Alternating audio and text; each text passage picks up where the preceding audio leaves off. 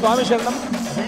మన ఆదిలాబాద్లో వెల్లూరు అయ్యప్ప దేవాలయం నుంచి గత 24 సంవత్సరాల నుంచి ఆరటోత్సవం పల్లకి సేవ మన ఆదిలాబాద్లోని నగర కూడా ప్రముఖ వీధుల గుండా పల్లకి సేవ నిర్వహించడం జరిగింది.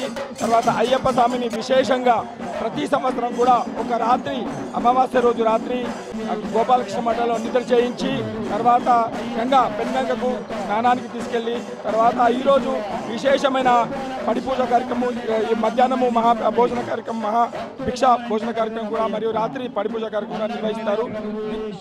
భక్తి శ్రద్ధలతో అయ్యప్ప స్వామి మాల ధరించి 24-25 సంవత్సరాల నుంచి ఆదిలాబాద్ పట్టణంలో ఈ యొక్క అయ్యప్ప ఆరతి ఉత్సవం ఆదిలాబాద్ గోపాలకృష్ణ మఠం నుంచి ప్రారంభమై పెనుగంగ వరకు సాగుతున్నటువంటి ఈ యొక్క ఆరతి ఉత్సవం అయ్యప్ప స్వామి భక్తులే కాకుండా ఆదిలాబాద్లో ఉన్నటువంటి హిందూ భక్తులంతా కూడా ఆనందిస్తారు.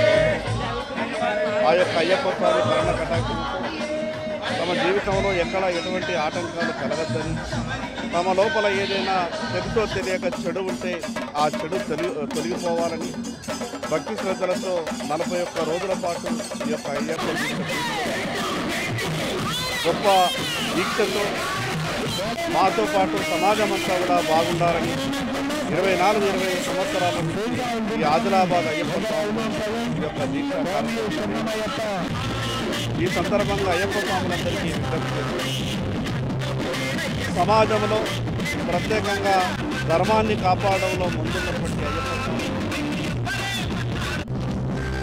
ఈ రకంగానే అన్ని కార్యక్రమాలలో ముందుంటూ అయ్యప్ప స్వామి ఈ యొక్క కార్యక్రమమే కాకుండా ఆదిలాబాద్లో నిర్వహించేటటువంటి అనేకమైనటువంటి ధార్మిక కార్యక్రమంలో అయ్యప్ప స్వాములు ముందుంటాం.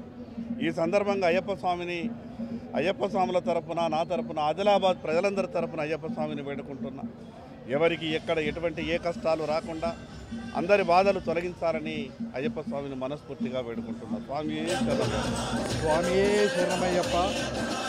ఏదైతే గోపాలకృష్ణ మఠం నుంచి ఆరట్టు పూజ అయ్యప్ప స్వామి జరుగుతుందో ఇదే రోజు శబరిమలలో కూడా ఆరట్టు పూజ జరుగుతుంది. అదేవిధంగా మన ఆదిలాబాద్లో కూడా జరుపుకోవడం చాలా విశేషమైన రోజు. 24-25 సంవత్సరాల నుంచి ఏదైతే మన అయ్యప్ప స్వాములు ఈ ఆరట్టు పూజ చేస్తుందో అందరూ భక్తి శ్రద్ధలతో చేసి అందరూ ఆరోగ్యాలతో ఉండాలని ఆ అయ్యప్ప దేవుణ్ణి కోరుకుంటున్నాను. స్వామియే శరణం.